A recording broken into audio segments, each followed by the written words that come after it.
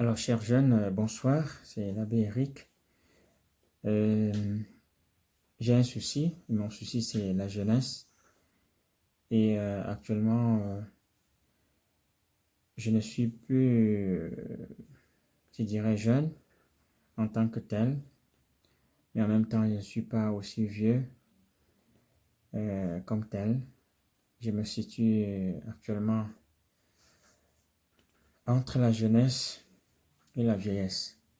Donc, c'est pour cela que mon souci c'est d'apporter quelques éléments d'éveil de conscience à la jeunesse qui nous a vu grandir et dont on est en train de dépasser les limites. Donc, chers jeunes, je souhaite que ce moment de partage arrive de temps en temps parce que c'est vraiment au-delà de mes occupations que je pense trouver ainsi quelques minutes pour vous. Une connaissance, une expérience partagée, c'est toujours un geste de charité. Voilà. Et pour nous les croyants, ça a tout son sens. Donc, comme le Seigneur me donnera de trouver du temps, nous aurons de temps en temps à partager sur quelques sujets qui pourront nous aider, chers jeunes, à asseoir notre autonomie, notre sens de maîtrise de soi et surtout de confiance en soi, afin de pouvoir affronter les réalités de notre âge, de notre époque, notre société avec beaucoup de certitude. Voilà, pour ce soir, nous allons commencer par un thème intitulé la délinquance juvénile, la définition, les causes, les conséquences et pourquoi pas des soutiens qu'on pourrait apporter à des jeunes qui sont déjà victimes de la délinquance. Voilà pour la définition. La délinquance juvénile se réfère aux actes criminels commis par des individus généralement âgés de moins de 18 ans. Voilà, cher jeune, tu as moins de 18 ans, tu as un téléphone Android, tu vas te connecter à ma page, écouter ces enseignements. Donc, la délinquance juvénile se réfère aux actes criminels commis par des individus généralement âgés de moins de 18 ans. Voilà, ce phénomène pose de nombreux défis. Oui, ce phénomène dérange, chers jeunes. Ça a déstabilisé nos différentes familles, ça a déstabilisé les sociétés modernes dans lesquelles nous vivons. Et très souvent, ce phénomène est perçu comme un indicateur de problèmes sociaux qui pourra avoir des tentacules qui pourront s'étendre très loin. Cela étant pour la définition, nous allons à présent parler des causes. Qu'est-ce qui peut causer la délinquance juvénile ou qu'est-ce qui peut pousser un jeune à commettre des actes criminels, des actes illégaux, sans se contrôler, sans se soucier. Voilà. Il y a d'abord, chers jeunes, les facteurs sociaux et économiques. Et ces facteurs ou ces causes socio-économiques touchent premièrement la pauvreté. Ah oui, on ne peut pas nier que nous sommes chaque jour appelés à traverser des moments très difficiles. Il est à noter, chers jeunes, que si vous êtes issus des milieux très défavorisés, alors vous êtes plus susceptibles de vous livrer à des actes criminels pour survivre, vol, agression, tout ce qu'on peut imaginer pour vous en sortir. Donc, la pauvreté pousse beaucoup d'entre vous jeunes à commettre des actes horribles. La deuxième cause sociale, économique, c'est la famille. Et on parle ici des familles dysfonctionnelles. Quand dans une famille, on note l'absence d'une supervision parentale ou des familles dans lesquelles on note des antécédents de violence familiale, cela peut pousser beaucoup de jeunes à se sentir seuls, délaissés et obligés de se lancer dans la délinquance. Il y a aussi les causes éducatives. Le décrochage scolaire et un faible niveau d'éducation peut aussi pousser beaucoup de jeunes à entrer dans des équipes de personnes sans foi ni loi, apparemment jeunes, mais qui posent des actes horribles. Donc pour les facteurs socio-économiques, nous avons, chers jeunes, la pauvreté, la famille désunie, instable, où les parents ont abandonné leurs responsabilités. Il y a aussi le manque d'éducation. Mais chers jeunes, il y a aussi les facteurs individuels, parce que, oui, il y a les causes sociales, mais vous aussi, vous pouvez être responsable de votre délinquance. Donc, comme facteur individuel, nous avons la psychologie. On note parfois chez les jeunes des troubles de comportement, le problème de santé mentale et la toxicomanie, oui, chers jeunes, qui très souvent influence la propension de cette délinquance parmi les jeunes. Il y a l'influence des amis ou des pairs. Les jeunes sont souvent influencés par leurs camarades et parce qu'ils veulent appartenir à un groupe, la pression du groupe peut les pousser à des comportements déviants. Donc, chers jeunes, vous devez toujours savoir avec qui vous vous associez.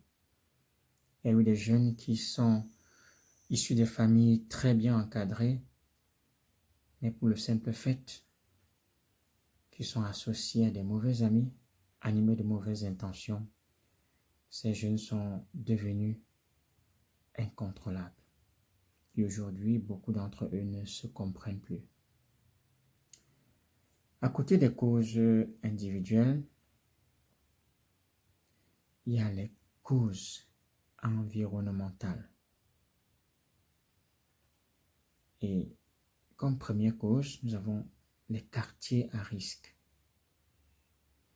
Chers jeunes, retenez que vivre dans des quartiers marqués par une forte criminalité peut vous exposer à des modèles de comportement déviants. C'est clair. Et quand cela se présente, c'est vraiment regrettable. Il y a aussi le manque d'opportunités.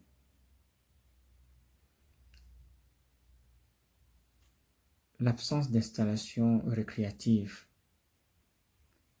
d'activités positives, chers jeunes. Quand vous êtes oisif, vous pouvez facilement vous laisser entraîner par des activités illégales. Voilà en fait quelques causes. Et quelles que soient les causes, chers jeunes, vous n'avez pas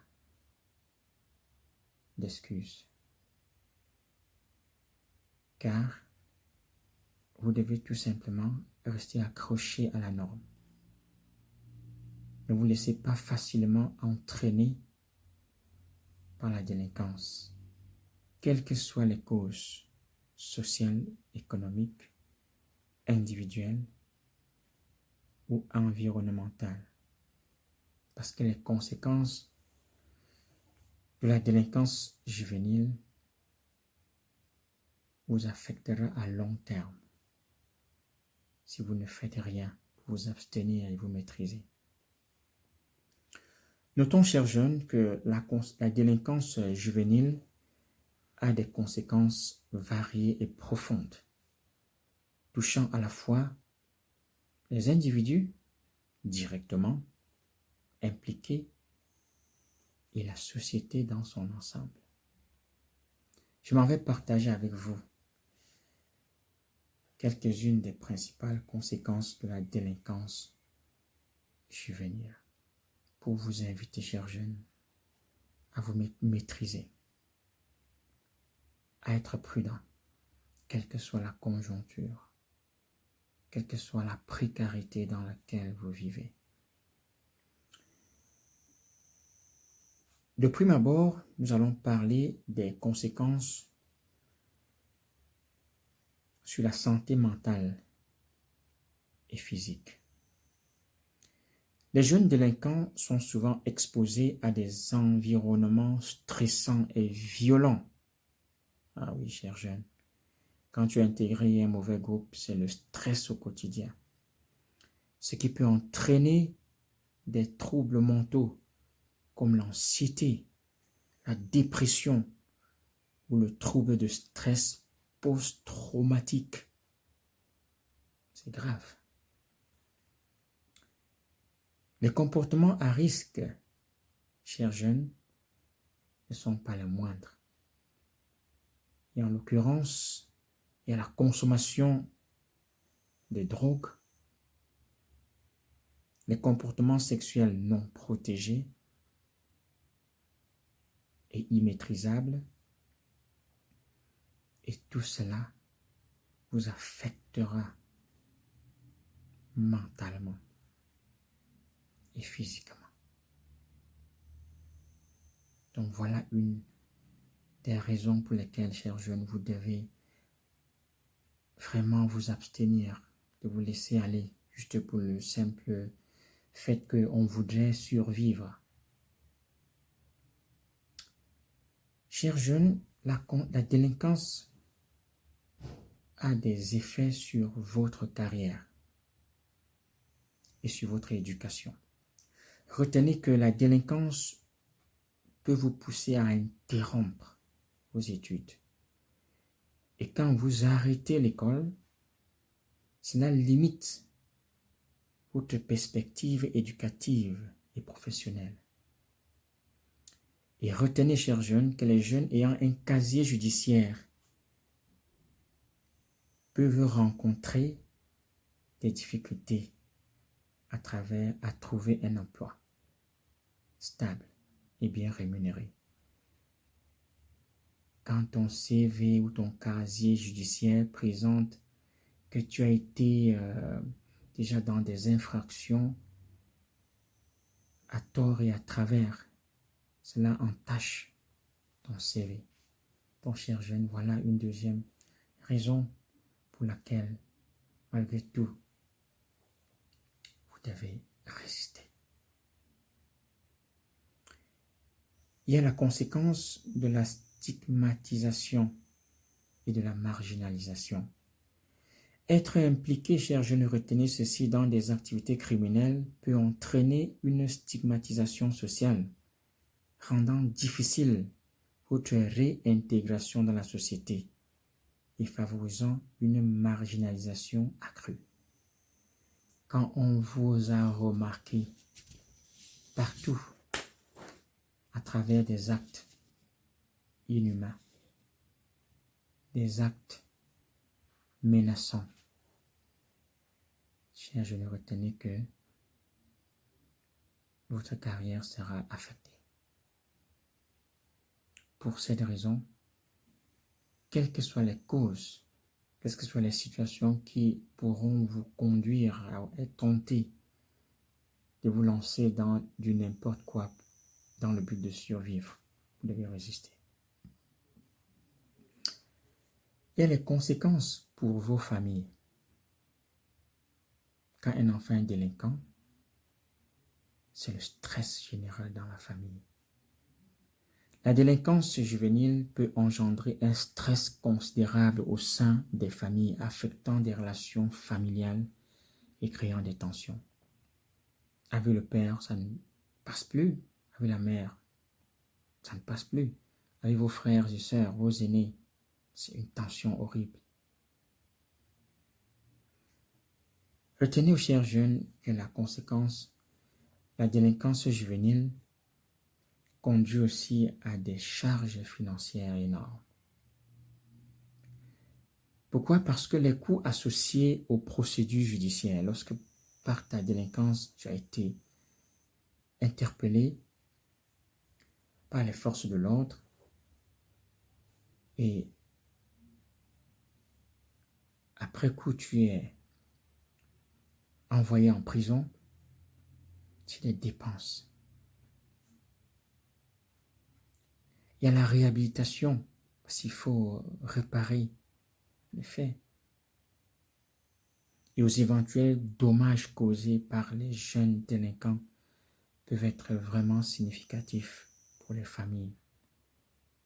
Et les familles qui dépensent tellement et inutilement juste pour réparer les torts causés par leurs enfants. Chers jeunes, c'est stressant. Cet argent pouvait être utilisé autrement pour assurer votre éducation afin de mieux planifier votre avenir. Il y a également des conséquences pour la société. Notons premièrement les coûts économiques.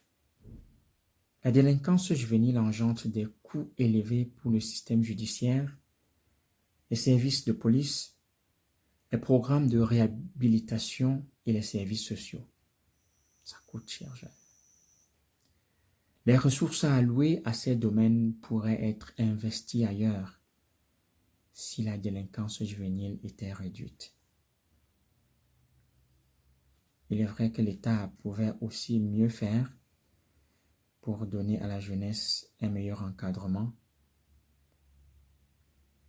Mais retenons que l'État pourra aussi mieux faire à partir du moment où les jeunes arrêtaient de se lancer de plus en plus dans cette délinquance. Et un État conscient exploiterait ses moyens pour mieux entretenir sa jeunesse. Il y a la conséquence sur la sécurité publique.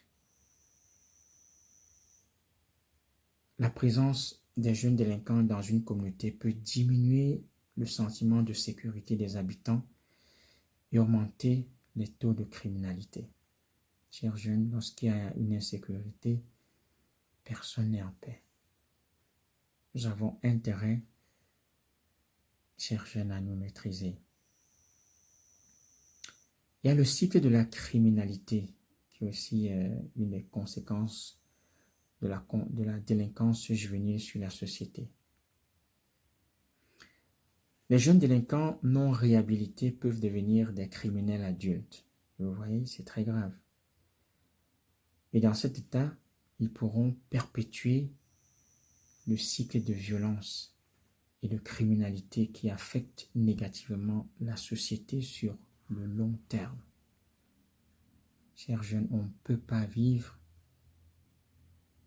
et n'impacter la société que négativement. La responsabilité nous incombe tous, la jeunesse comme les adultes et comme nos leaders. Chers jeunes, on peut aussi noter les conséquences de la délinquance juvénile sur le système judiciaire et pénal. Ça affecte toute la société. Généralement, on note la saturation des tribunaux et des prisons.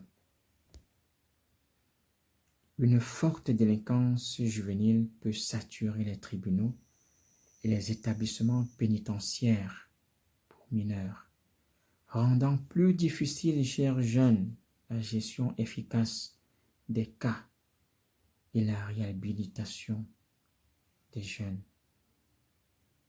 dans la société. Nos prisons sont remplies, chers jeunes. Il y a des prisons où on ne rêve pas d'y être.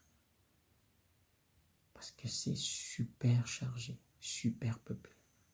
Et chaque jour, c'est la jeunesse qui arrive par dizaines, centaines pour être incarcérée. Il y a les réformes nécessaires, qui est aussi une des conséquences sur le système judiciaire et pénal. La délinquance juvénile pousse souvent à repenser et réformer le système judiciaire et les politiques publiques en matière de prévention, de réhabilitation et de réintégration des jeunes. Chers jeunes, autant de situations alarmantes qui devraient nous pousser, malgré les difficultés, à ne pas se laisser facilement aller à ces actes horribles, criminels, illégaux.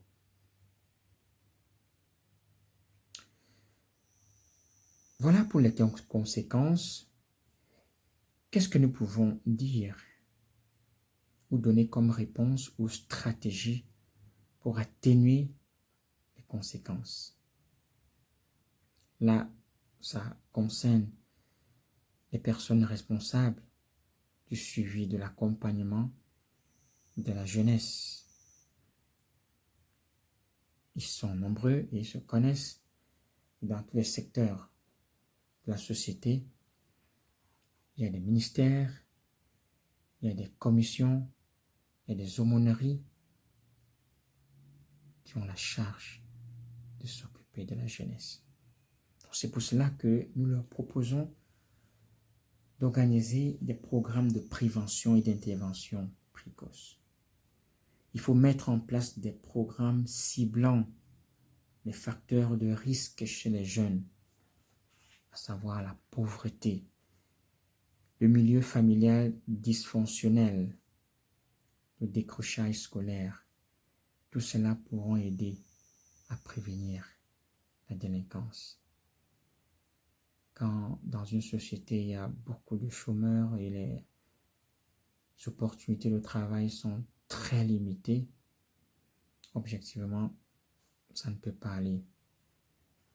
Donc, chers leaders, chers hommes d'église, chers hommes de très bonne volonté, chers opérateurs économiques, nous avons tous travaillé à apporter à notre jeunesse des opportunités pour canaliser leurs énergies.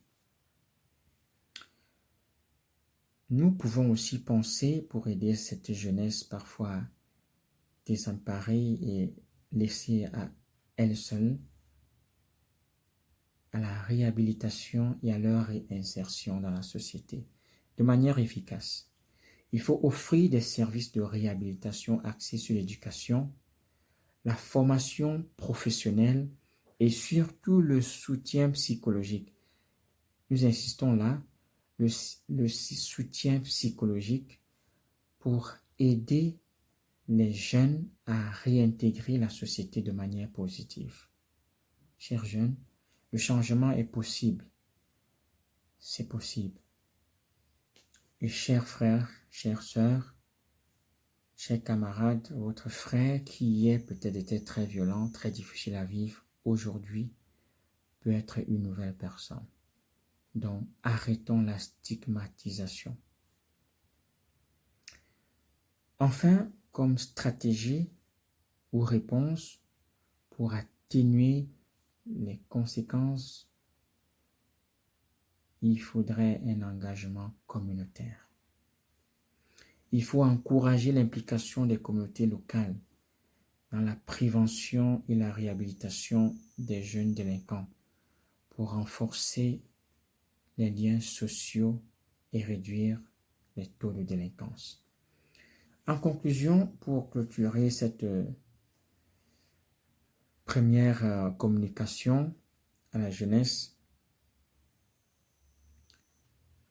retenons que les conséquences de la délinquance juvénile sont multiples et interconnectées, touchant à la fois les individus, les familles, les communautés et la société dans son ensemble. Une approche holistique impliquant la prévention, l'intervention et la réhabilitation, sans oublier une réinsertion de la jeunesse est essentielle pour atténuer ces conséquences et offrir de meilleures perspectives aux jeunes concernés. Cependant, chers jeunes, vous devez savoir faire avec les situations sans trop vous laisser attirer, emporter et conduire par la facilité. C'est l'abbé Eric. Comme je l'ai dit de temps en temps, nous aurons des thèmes comme ceci à partager. Chers jeunes, c'est surtout pour vous. Mon souci, c'est vous. Une jeunesse responsable, mature, une jeunesse qui ne pleurniche pas, une jeunesse qui sait se battre. Encore dans une Afrique encore très vierge, plein d'opportunités. Chers jeunes, vous pouvez. Et avec l'aide de Dieu, tout sera possible. Merci, à la prochaine.